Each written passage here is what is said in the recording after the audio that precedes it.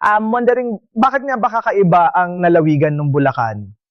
Tara malakbay sa Bulacan, ang Land of Heroes, home ng mga bayani makasaysayang simbahan, eco-adventures at masasarap na kakanin.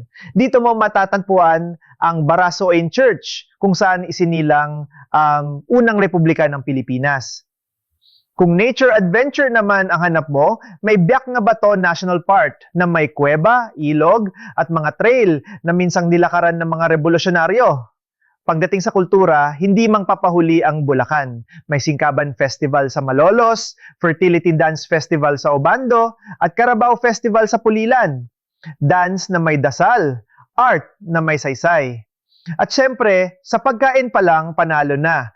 Tikman mo ang belekoy, pastillas, pancit marilaw, at mga legendary na kakanin.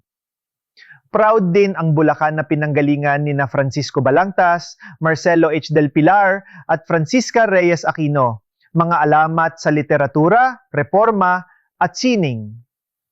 Sa dami ng pwedeng makita, malasahan at matutunan, iba talaga ang timpla ng Bulacan. Halo ng kasaysayan, kalikasan, at kultura.